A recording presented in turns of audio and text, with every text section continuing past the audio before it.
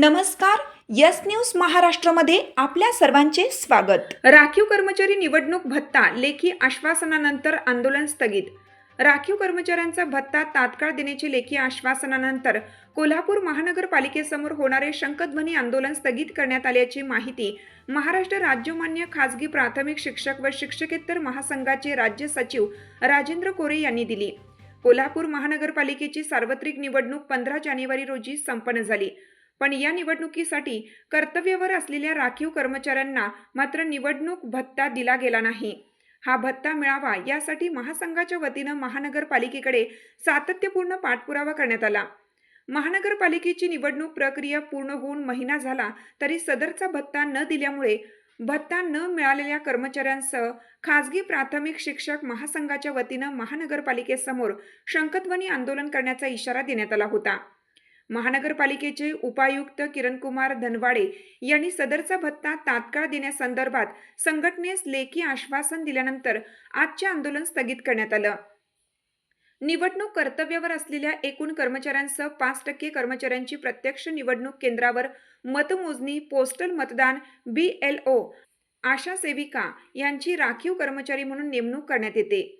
निवडणूक प्रक्रिया पूर्ण झाल्यानंतर या सर्वांना देय असलेला भत्ता तात्काळ देणे आवश्यक आहे. पण सदरचा भत्ता सदर कर्मचाऱ्यांना दिला गेला नाही. कोल्हापूर महानगरपालिका प्राथमिक शिक्षण समितीचे प्रशासन अधिकारी DC कुंभार यांच्या हस्ते लेखी आश्वासनाचं पत्र संघटनेस दिले.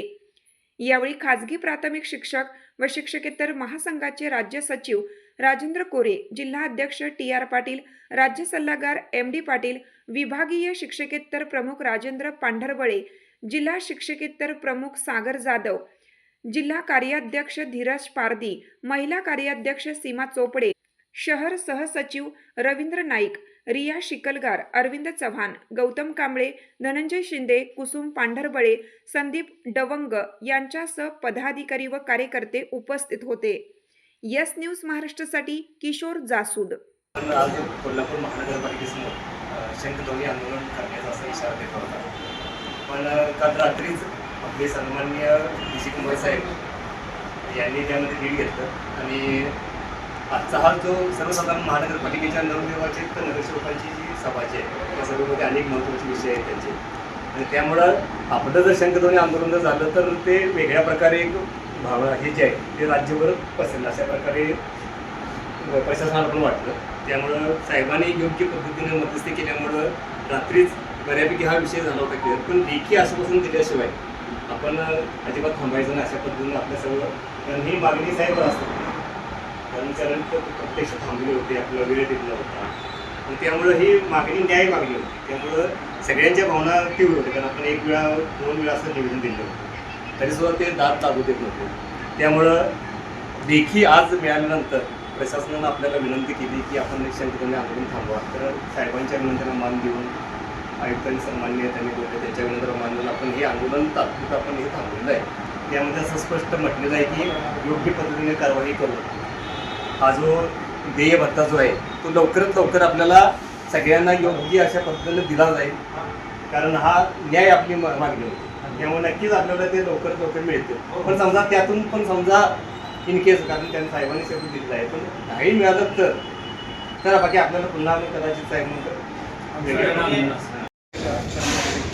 त्यांना देय भत्ता दिलेला नव्हता. त्या संदर्भात आपल्या महासंघाच्या वतीनं आपण 2 वेळा मनपा प्रशासनाला निवेदन दिलं होतं. पण काल अखेर त्यांच्याकडून आपल्याला कुठल्याही प्रकारचा असा शब्द दिलेला नव्हता. त्यामुळेच आपण महासंघाच्या वतीनं आज महापालिकेसमोर शंखध्वनी अशा मोठ्या प्रमाणात आंदोलन, उग्र स्वरूपात आंदोलन करण्याचं नियोजन केलं होतं. त्या संदर्भात पत्रही दिलं होतं आणि म्हणूनच या आपल्या आंदोलनाची दखल घेऊन महानगरपालिका प्रशासनानं सन्माननीय आयुक्तांनी हे आंदोलन थांबवा आणि जे काही असेल तुमचं ते तुम्हाला योग्य कारवाई करायची. तुमची साथ आमची.